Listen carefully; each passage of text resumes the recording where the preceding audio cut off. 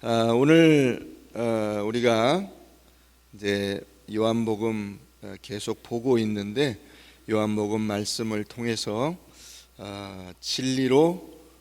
진리가 완성되는 것은 행동, 실천이 있어야 한다 하는 것입니다. 진리는 행동으로 완성된다 하는 말씀, 그 제목으로 말씀을 살펴보려고 합니다. 17절에 보면 그들을 진리로 거룩하게 하옵소서, 아버지의 말씀은 진리니이다 이렇게 되어 있고, 19절에 그들을 위하여 내가 나를 거룩하게 하오니 이는 그들도 진리로 거룩함을 얻게 하려 함이니이다 그랬습니다. 여기 이 진리라고 하는 것이 뭐냐 했을 때 직접적으로는 사실 이 요한복음에서 이 진리는 예수예요. 그러면 예수라고 하는 한 인격이 어떻게 우리에게 오게 되느냐 하면 예수의 십자가의 은혜로 우리에게 그 예수가 오게 되는 거예요. 우리가 진리라는 것을 말할 수 있게 되는 것은 세상의 어떤 지식이나 그 지혜의 정수가 아니라 그 모든 것을 다 일컫는 것이 하나님의 은혜고 하나님의 계획이고 하나님의 뜻인데, 그것이 어떻게 우리에게 오게 되느냐? 예수라는 한 사람의 인격을 통해서 우리 안에 들어오게 되고 우리와 관계를 맺게 되는 거예요. 그러면 예수라는 한 인격이 어떻게 우리와 연관을 맺게 되냐면 예수님이 십자가에 달려 죽으심으로써 비로소 우리는 하나님의 자녀라고 하는 신분을 얻게 되고, 그 예수 안에서 우리는 하나님의 자녀라고 하는 그 자리를 받을 수 있게 된 것입니다. 믿습니까? 그런 점에서 여기 이 진리가 있는 거예요. 그러니까 여기 이 진리를 여러분들이 그냥 무슨 대학 가서 배우는 어떤 특별한 지식이나 내가 알지 못하던 어떤 지식을 내가 습득하게 된다는 식으로 이해해서는 안 돼요. 결국 그 모든 것은 뭐로 집중이 되냐면 한 사람의 생명으로 집중이 되는 거예요. 그 생명이 나에게 주어지기 위해서는 내 노력과 열심으로 뭘 배우는 게 문제가 아니고 하나님이 나를 붙잡아 주셔야 되고 내가 하나님의 자녀가 되는 것이 결정적이라는 거예요. 그래서 이 진리가 있는 겁니다. 여기 이 진리, 이 요한복음에 나오는 진리는 예수다. 예수는 십자가에 죽으심으로 우리를 진리와 관계를 맺게 하신다라는 사실을 우리가 먼저 깨닫고 이 말씀을 살펴보아야 합니다.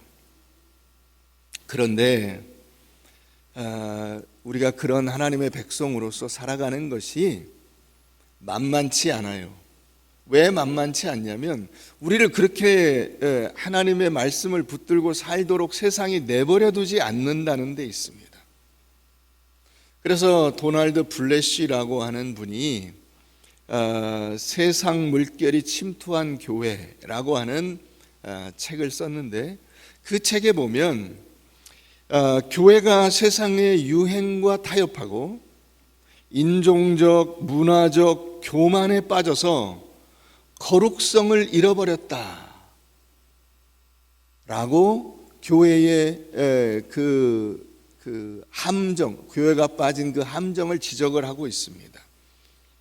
이것을 서구교회에 이 사람이 서양 사람이기 때문에 서구교회에 먼저 적용을 하면 인종적, 문화적 교만에 빠져. 그렇죠. 서구 문화가 그 다른 지역 문화를 앞서고 그 서양인이 다른 인종보다 앞선다고 하는 그 교만이 그들 안에 있었습니다. 자, 그런데 그 교만이 지금 어디로 옮겨오고 있느냐? 대한민국 사람들에게 옮겨오고 있습니다.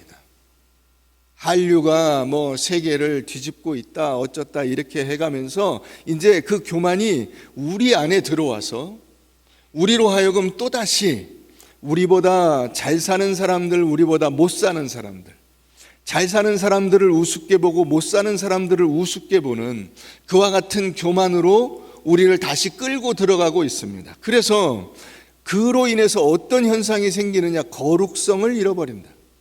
내가 누구인가를 잃어버린다는 거예요. 우리가 지난주에도 살펴보고 또 송구영신 예배도 살펴본 것처럼 이 거룩이라고 하는 개념을 우리가 잘 이해해야 되는데, 하나님께서 누구시고 내가 누구인가를 잃어버리는 것이 거룩을 잃어버리는 거예요. 구별된 존재로서의 자신의 정체성을 놓쳐서는 안 됩니다. 그런데 이런 정체성을 놓치면 어떤 문제들이 생기냐 하면 물질의 유혹에 넘어가 버립니다. 세상은 이미 물질 만능주의 사상에 빠져 있습니다. 특히 19세기 후반 이후로 그 서구 사회가 잘 살게 되면서부터 과거에 16세기 이전과 비교할 수 없는 그런 인간의 상태를 이제 인간이 누리게 되면서부터 사람들은 뭐에 관심을 갖게 되었느냐? 돈에 관심을 갖게 됐어요. 돈만 있으면 모든 신분과 어떤 그 계급과 지위를 초월할 수 있다라고 하는 그런 욕망에 빠져서 돈이 자신의 문제를 해결해 주는 신이 되어 버렸습니다. 그래서 교회도 마찬가지예요. 구약에 보면 이스라엘 백성들이 바알신을 섬긴 게 나옵니다. 이스라엘 백성들이 하나님을 버리고 바알신을 섬긴 게 아닙니다. 하나님을 섬기면서 바알신을 섬긴 거예요.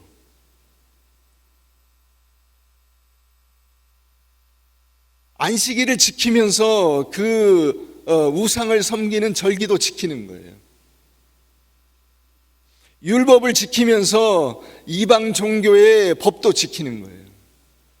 그게 이스라엘 백성들이 멸망한 가장 큰 이유예요. 양다리 걸치는 거예요. 그래서 예수 믿는 것도 아니고 세상으로 나간 것도 아닌 상태가 돼요. 그와 같은 현상이 이 물질주의로 인해서 교회 안에 들어와 있어요. 성도들의 삶 속에 들어와 있어요. 자, 그 모습을 우리가 어디서 한번 좀 엿볼 수가 있는데, 우리 야고보서 2장을 한번 가서 보시죠. 야고보서 2장에 보면 이 물질주의적 폐해가 교회 안에 들어온 것이 명확히 나타나 있습니다.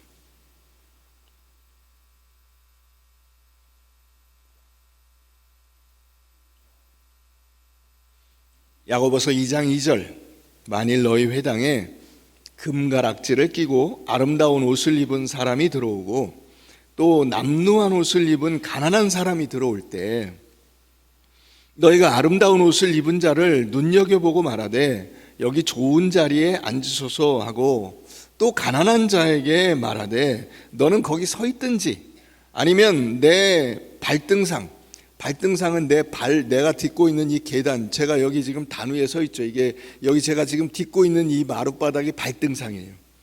내 발등상 아래에 앉으라 하면 너희끼리 서로 차별하여 악한 생각으로 판단하는 자가 되는 것이 아니냐. 뭘 기준으로 판단하고 있죠? 돈을 기준으로. 이 초대교회에도 돈 많은 사람이 있고 돈 없는 사람이 와요. 지위가 높은 사람이 오고 아무 지위도 없는 사람이 온다고.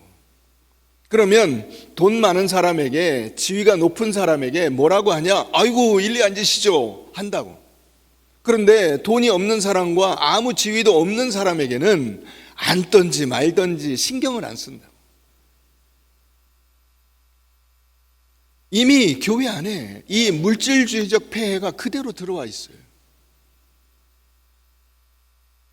그래서 여러분들도 아마 그런 이야기를 했을 거예요. 자기는 쏙 빼고, 이건 보통 이제 뭐라 그러냐면 요즘에는 유체이탈 화법이라 그러는데, 자기는 그 무리를 떠나서 저 위에 있는 것처럼 이야기한다 이거죠. 아, 요즘 교회도 다 썩었어. 그럼 그 교회가 누군데요? 그 교회는 나는 빼고 다른 사람들만 모여 있는 교회를 말하는 거예요? 아니에요. 여러분도 속해 있어요. 내가 그 무리 안에 있다고. 그러면 나는 그 썩어 있는 무리와 다르게 사냐 이거죠. 나는 돈 많은 사람을 보고 그 돈 없는 사람과 똑같이 대우할 수 있는가? 나는 돈 없는 사람과 돈 많은 사람을 동등하게 대우해 주는가? 실제적으로 나는 높은 사람과 낮은 사람을 똑같이 귀하게 여기고 대우하는가? 아니잖아요. 그러니까 그런 유체이탈 화법을 쓰면 안 돼요.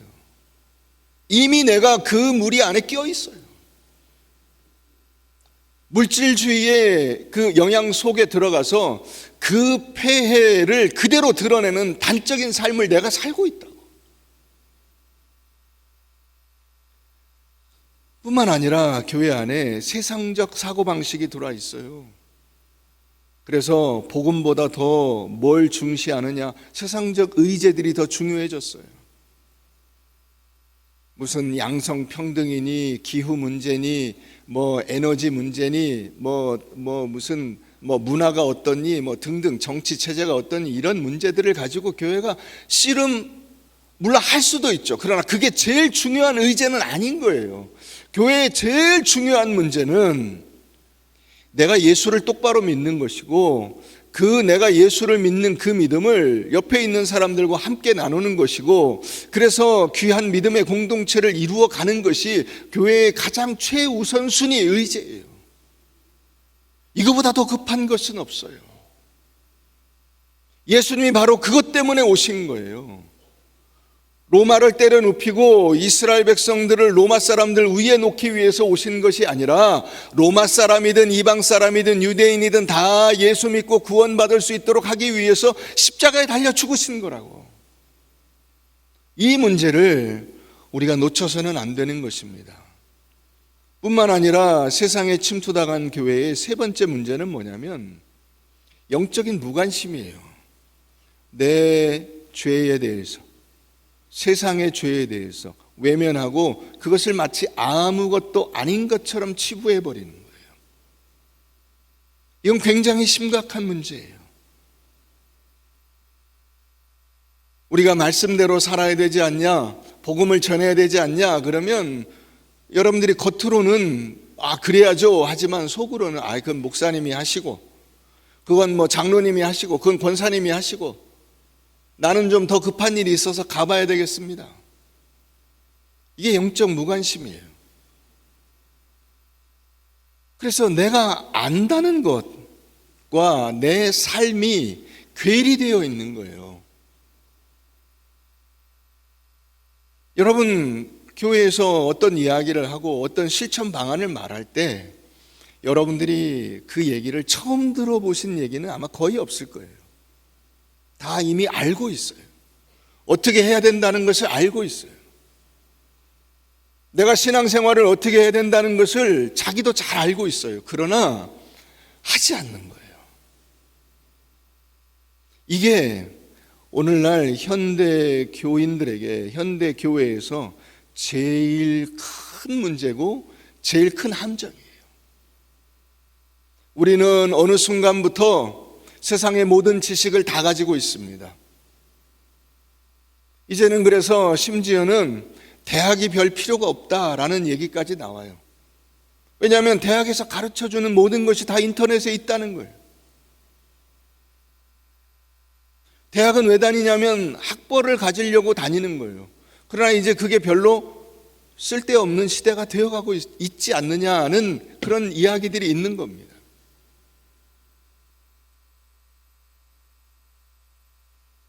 이제는 안다는 것이 중요한 게 아니라 내 삶이 중요한 거예요. 내 마음대로 내가 아는 대로 사는 그 삶이 노잉이 중요한 것이 아니라 두잉이 중요하고 두잉보다 그 다음 리빙으로 나아가야 돼요. 그래서 라이프, 크리스찬 라이프가 돼야 된다고. 예수 믿는 사람의 그 삶, 내가 예수를 믿어서 얻은 그 별로 내세울 것이 없는 것 같지만 소박하고 아름다운 믿음의 삶, 이 삶이 우리에게 굉장히 중요하다는 사실을 이 2026년에 우리가 깨달았으면 좋겠습니다. 자, 우리 야고보서 2장을 봤는데 1장 한번 가보시죠. 1장 22절. 한 단락 앞으로 가면 야고보서 1장 22절 한번 보시죠. 너희는 말씀을 행하는 자가 되고 듣기만 하여 자신을 속이는 자가 되지 말라. 누구든지 말씀을 듣고 행하지 아니하면 그는 거울로 자기의 생긴 얼굴을 보는 사람과 같아서 제 자신을 보고 가서 그 모습이 어떠했는지를 곧 잊어버리거니와 자유롭게 하는 온전한 율법을 들여다보고 있는 자는 듣고 잊어버리는 자가 아니요 실천하는 자니 이 사람은 그 행하는 일에 복을 받으리라. 아멘. 여러분, 그렇습니다. 이제는 우리가 우리의 믿음에 따른 복을 누릴 때가 됐어요. 근데 그 복은 어떻게 온다는 거예요? 실천을 통해서 온다는 거예요. 하나님의 약속의 말씀은 어떻게 우리에게 적용이 된다는 거예요? 실천을 통해서 된다는 거예요. 말씀을 듣고 잊어버리는 자가 아니라 말씀을 듣고 행하는 자에게 이와 같은 은혜와 복이 임한다는 거예요. 믿으십니까? 자, 우리 힘차게 아멘 합시다. 말씀을 듣고 행하는 자에게 이와 같은 복이 있을 줄로 믿습니다. 여러분, 그래서 우리가 올해 이 표어를 정한 것은, 이 구절을 정한 것은 거듭난 자가 결국 어떤 자냐? 거듭남을 실천하는 자다 이거죠. 예수를 진짜로 믿는 사람이 어떤 사람이냐? 믿음대로 실천하는 자다 이거죠. 우린 그동안 아는 일에는 굉장히 많은 관심을 기울여 왔고 노력해 왔어요. 성경 공부 많이 했고 제자 훈련 많이 했어요. 그래서 여러분, 우리 교회에 제자 훈련을 안 하는 이유가 뭔지 아세요? 그 똑같은 것을 또 되풀이할 필요가 있냐는 거예요. 모르냐는 겁니다. 모르냐? 당신 이거 몰라? 여러분, 우리 교회 등록해서 다니는 분들 중에서 진짜로 예수를 처음 믿는 분들은 아주 소수예요. 대부분은 다 예수를 오랫동안 믿어왔어요. 그래서 이런저런 성경 공부를 했고 이런저런 제자 훈련을 했어요. 다 알아요. 뭐가 문제죠? 아는 대로 살지 않는다는 게 문제야.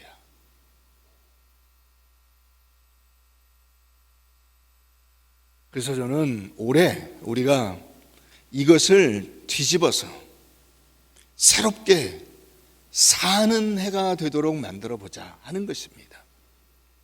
저부터 여러분들 모두에 이르기까지 우리가 이제는 아는 것을 실천해 보자. 완벽하지 않지만은, 부족하지만은 우리가 알고 그동안 배운 것을 한 가지라도 제대로 한번 해보자 하는 것입니다. 그 몇 가지만 추려서 여러분들과 오늘 나누고자 합니다. 먼저 첫 번째, 시간을 구별하여 생활합시다. 여러분, 오늘날 사실 이게 앞으로 우리에게 굉장히 큰 도전이 될 것 같아요. 단지 그리스도인으로서 뿐만이 아니라 인간으로서 굉장히 큰 도전에 직면하게 될 거예요. 그건 뭐냐면 스크린에 매이게 되었다는 것입니다. 인간이 TV, 컴퓨터 스크린, TV 스크린, 컴퓨터 스크린, 제일 여러분들에게 문제가 되는 뭡니까? 핸드폰 스크린. 여기에 매여서 자기 인생을 살지 못하는 사람이 너무 많아요. 여러분들이 결국 핸드폰 붙잡고 죽으실 겁니까? 그럴 수는 없잖아요.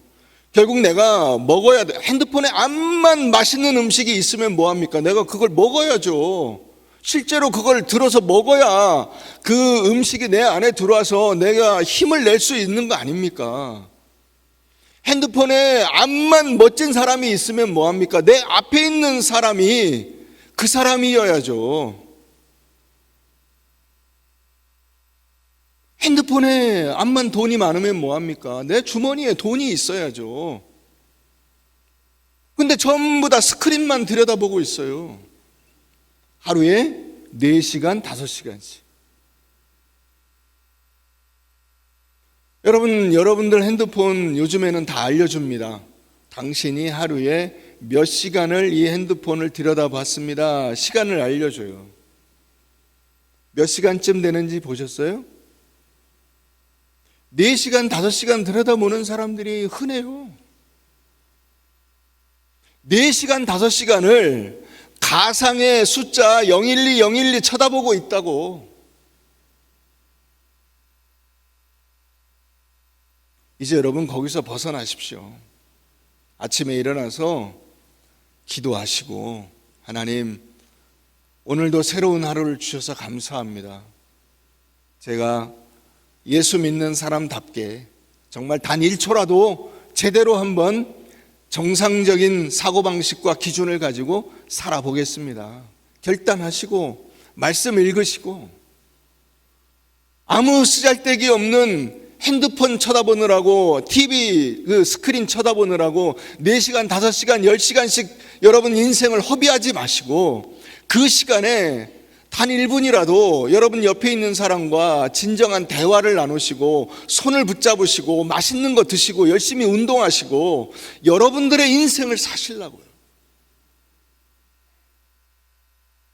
여러분, 그런 2026년이 되시기를 바랍니다. 그래서 올해는 여러분 꼭 바이블 라이프 묵상하시고, 여러분 이거 만들기 위해서 한 달 내내 시간을 쓰고 있는 담임 목사를 좀 불쌍히 여기셔서 이거 좀 한번 들여다보시고, 여기 금요일은 꼭 여기 써 있어요. 가정예배 한번 드리세요. 우리 교회는, 우리 집에는 가정예배 드릴 사람이 없습니다. 여러분 와이프라도 있고, 없으면 혼자라도 하세요.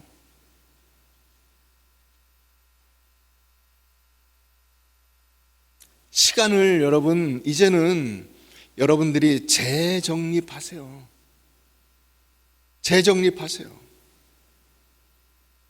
알람을 만드시고 알람을 여러 개 해놓으세요. 설정을 해놓으세요.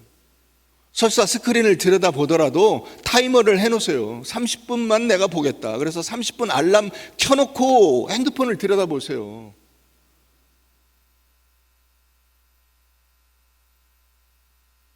두 번째, 주의를 온전히 지키세요. 한번 따라해 봅시다. 주의를 온전히 지켜보자. 여러분, 주일날 예배 시간 딱 맞춰서 오지 마시고 일찍 오세요. 한 20분, 30분 전에 오세요.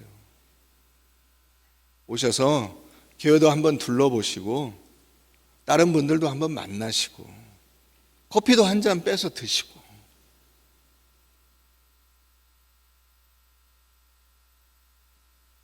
주일날 여러분, 제가 알고 있기로 이 분당은 예수 믿는 사람들이 굉장히 많아요.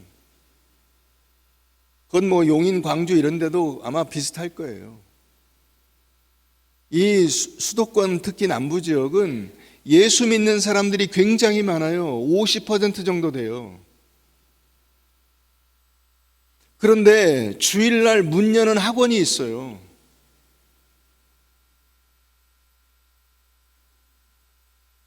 여러분, 학부모들이 뭐라고 하면은 학원 문 안 엽니다.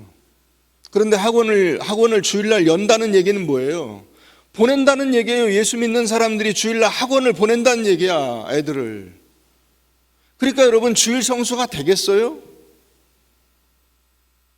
여러분들 일주일 내내 일하고 주일날도 가서 일하라고 하면 하시겠어요? 애들이 일주일 내내 학교 가서 시달리고 학원에서 시달리는데 주일날도 가서 해라. 여러분, 올해는 주일날 학원 끊으세요. 그리고 학원 보내서 결국 들어가는 학교가 어디냐? 인서울 들어가면 감지덕지 아니에요?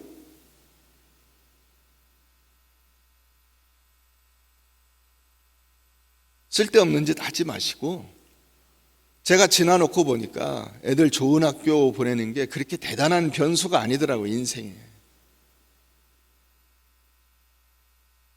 공부할 놈은 안 해도, 주일날 공부 안 해도 다 잘해요.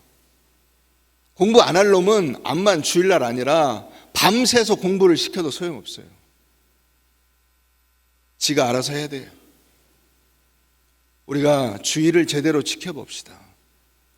여러분들도 주일 딴짓하려고 자꾸 계획을 세우지 마시고 주일을 정말 안식하는 날로 한번 만들어 보세요.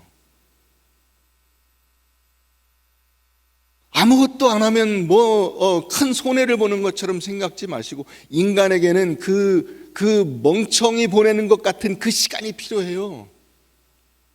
그래서 무슨 불멍을 하네 뭘 하네 하잖아요. 아무것도 안 하고 그냥 멍청하게 있는 그 시간이 있어서 열심히 뛰어다니는 시간들이 나올 수 있는 거예요. 주일은 여러분들에게 쓸데없는 시간이 아니에요. 하나님을 기억하고 그 하나님의 은혜를 내 삶 속에 받아들이는 시간이에요. 그 시간을 우리가 2026년부터 한번 제대로 만들어 보자는 거예요. 정할 일이 없으면 낮잠도 주무시고 성경도 뒤적뒤적 해보시고, 그렇게 할 일이 없으시면 교회로 오세요. 제가 교회에서 많은 할 일을 알려드릴게요. 교회 할 때 많아요. 할 일이 많아요.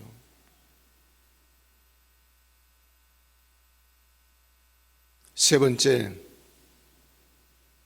도덕적, 영적 깨끗함이에요. 여러분, 20세기 초반 우리나라 3.1운동 벌리고 할 때 민족 대표 중에 절반이 넘는 숫자가 기독교인이었습니다.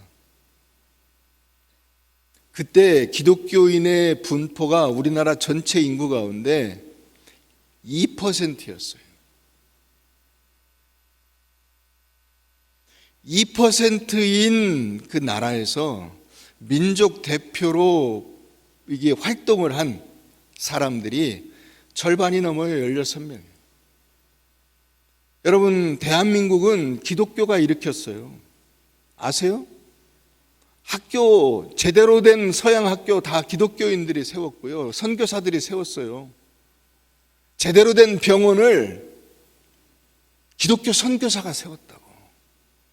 교회에서 한글 가르쳐서 여자들에게 이 지식이 들어감으로써, 성경 지식이 들어감으로써 가정이 깨어나고, 드디어 배우는 것밖에는 답이 없다. 교육열이 특별하게 이렇게 유별난 나라가 우리나라 아닙니까? 그걸 누가 심어주었느냐? 기독교가 심어준 거예요. 교회에서. 그래서 여러분, 대한민국은 기독교에 대해서 우습게 알면 안 돼요. 오늘날 그러면 예수 안 믿는 사람과 예수 믿는 사람의 구별이 있냐? 일반적인 삶에서 구별이 없죠. 구별이 없어요. 직장 생활이나 가정 생활이나 어떤 사회 생활이나 이런 데서 저 사람은 예수 믿는 사람다워 할 만한 사람이 거의 없어요. 여러분, 이건 우리가 두려워해야 돼요.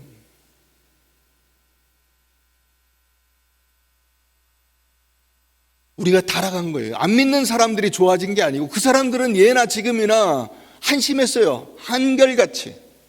그런데 믿는 사람이 믿는 사람다워진 자리에서 떨어져서 저 밑으로 타락한 거예요.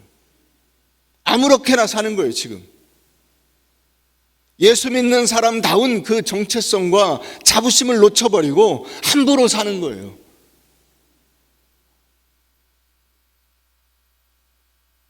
그건 아니잖아요. 그죠? 여러분, 그건 아니죠. 나를 빼놓고 남들에게 여러분들이 그렇게 얘기하잖아. 예수 믿는 사람다워야지. 그럼 여러분들은? 여러분, 그래서 올해 우리가 여러분들 각자의 삶 속에서 나는 적어도 예수 믿는 사람답게 사는 그 기준을 절대로 낮추지 않으리라. 좋은 게 좋은 거지, 이런 말 함부로 하지 않으리라. 그런 결심을 하실 수 있기를 바랍니다. 자, 첫 번째 시간, 두 번째 주일, 세 번째 윤리 도덕, 네 번째 물질이에요.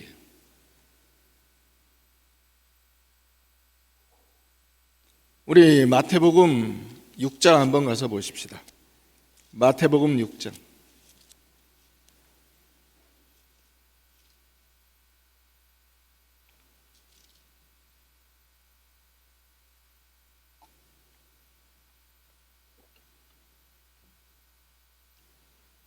이 19절부터 보십시다. 너희를 위하여 보물을 땅에 쌓아두지 말라. 거기는 좀과 동록이 해하며 도둑이 구멍을 뚫고 도둑질하느니라. 오직 너희를 위하여 보물을 하늘에 쌓아두라. 거기는 좀이나 동록이 해하지 못하며 도둑이 구멍을 뚫지도 못하고 도둑질도 못하느니라. 내 보물이 있는 그곳에는 내 마음도 있느니라.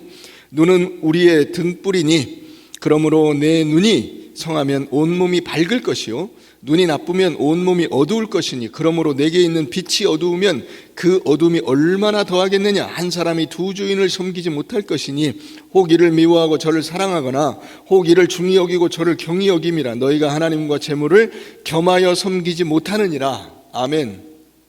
자, 여기 이 마태가 물질과 하나님을 뭐에 비유하고 있냐면 빛에 비유하고 있어요. 빛.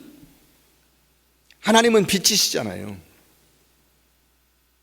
그러니까 우리가 이 빛이, 눈에 빛이 있을 때 우리는 세상을 밝게 보고 그 세상을 분별하며 살 수가 있어요. 그런데 이 눈에 있어야 할 빛이 없어지면 어두움, 그게 뭐라는 거예요? 돈이에요. 돈의 눈이 어두워. 우리가 흔히 하는 말이잖아요. 돈으로 눈을 가려버리면 어떻게 세상을 분별하고 사람다운 길을 가겠느냐 하는 거예요.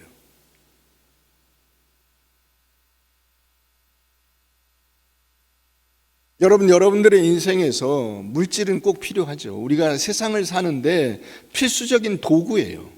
그러나 이 도구가, 이 수단이 어느 순간 주인이 되어버렸어요. 여러분들의 삶을 살아가는 도구일 뿐인데 그게 주인이 되어버렸어요.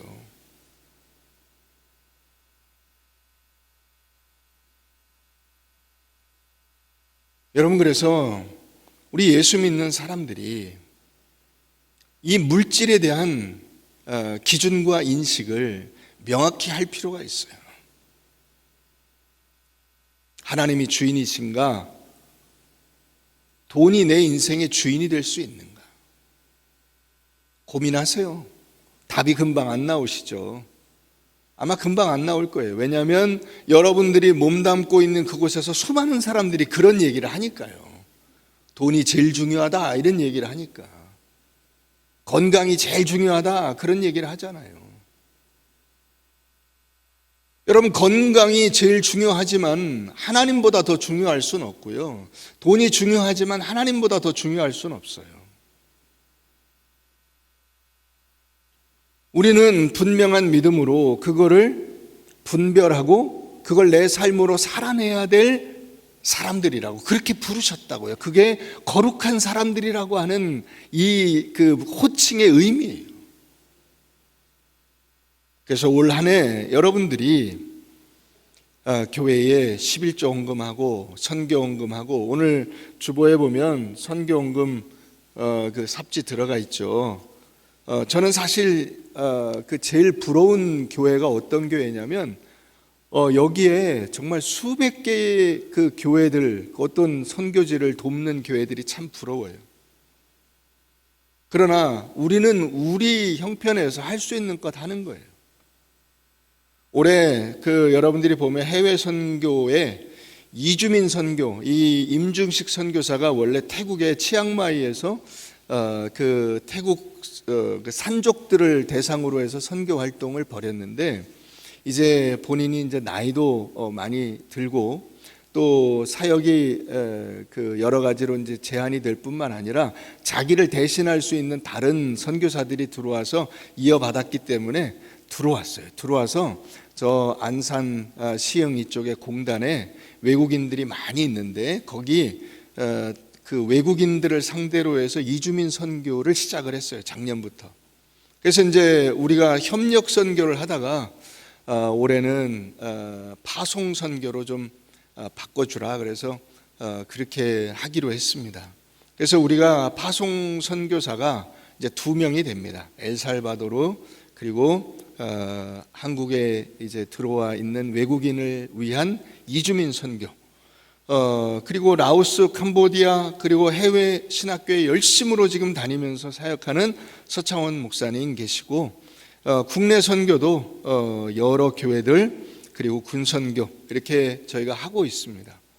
여러분들이 이 교회들에게 그 다 도울 수는 없지만 내가 할 수 있는 것 한 달에 얼마씩이라도 돕고 싶다.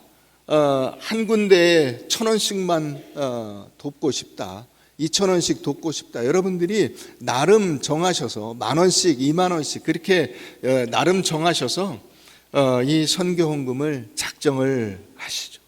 그렇게 해서 우리가 열심으로 선교를 확장해 나아갈 수 있기를 바라고, 제가 기도하기는 지난번에 캄보디아에 갔을 때 거기서 이제 우리나라로 이제 그 남편이 이미 여기 들어와서 일을 하고 있어서 영주권을 받은 그 아내 되는 자매가 있더라고요. 근데 열심으로 거기서 선교사님과 협력해서 사역을 하고 있는데 그 자매가 이제 곧 한국으로 들어온대요.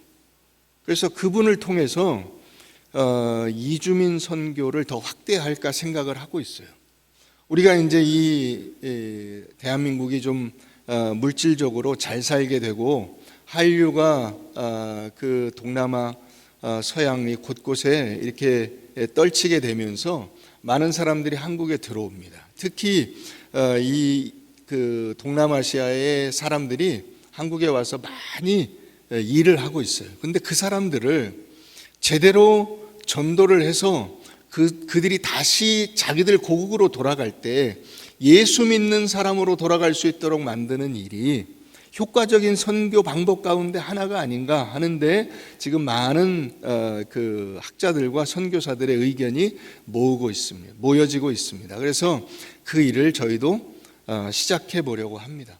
우리가 이런 일들을 열심으로 감당해서 복음 전하는 일에 최선을 다했으면 좋겠고, 그런데 우리가 제대로 물질을 쓰고 또 하나님의 일들을 하는데 여러분들이 아낌없이 여러분들의 그 물질을 십시일반으로 모아서 헌신할 수 있기를 바랍니다. 5번째, 공동체를 세우는 일입니다. 거룩은 혼자 지킬 수가 없어요. 돕는 사람들이 있어야 돼요. 한 사람이면 무너지고 두 사람이면 쉽게 패하지만 삼겹줄은 끊어지지 않는다. 공동체가 든든히 세워질 때에 이 세상 속에서 우리가 하나님이 맡겨주신 일들을 힘있게 감당할 수 있게 되는 것입니다.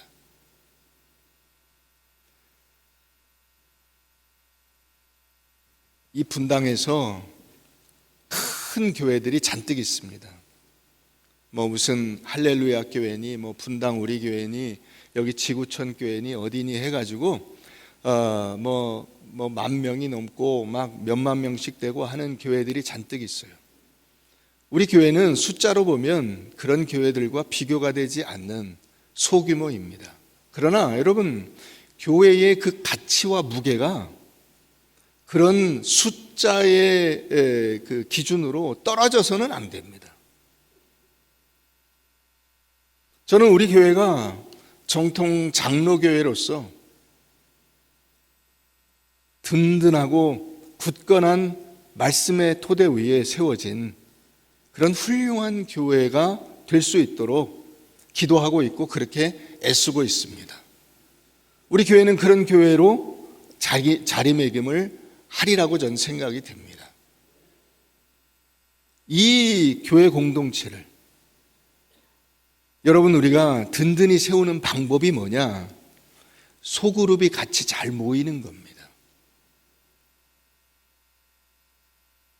그래서 여러분, 전도회, 부서 활동, 구역 활동 열심히 모으십시오.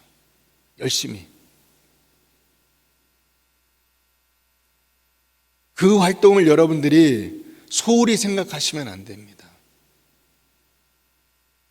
여러분들이 받은 수많은 훈련과 성경 공부, 그 집합체가 뭐냐면 그게 소그룹이고 그게 가정이에요. 가정이 가장 여러분들에게 직접적으로 와닿는 소그룹이에요. 거기서 잘하셔야 돼요. 동시에 그 가정의 소그룹은 교회 안의 소그룹으로 연결이 돼야 돼요. 그래서 교회에서 같이 모여서 열심으로 그 신앙을 나누고 서로를 아껴주고 기도하고 섬기고 보듬고 함께 조화를 이루고 기쁨을 나누는 이 일들을 누구와 하냐, 이 수많은 사람들과 함께 하는 것이 아니고 소그룹이 모여서 하는 거예요. 소그룹이. 그걸 여러분 올해 2026년도에 우리가 잘 해나갈 수 있기를 바랍니다. 여러분들에게 부탁을 드립니다. 여러분, 이제 여러분들이 알고 있는 그 신앙을 이와 같은, 제가 몇 가지를 꼽았지만 이거보다 더 많은 수많은 삶의 기준들이 있잖아요. 거기에 잘 적용을 시켜서 이제는 제대로 된 그리스도인으로서 한번 살아보자고요. 우리가 나 예수 믿은 지 10년 됐어, 20년 됐어, 30년, 나 일생을 예수 믿었어 하는 그 자부심이 결국 여러분들의 삶으로 드러나지 않으면 그 자부심은 교만일 뿐이에요. 교만. 쓰러져요. 교만은 반드시 쓰러지게 돼 있어요.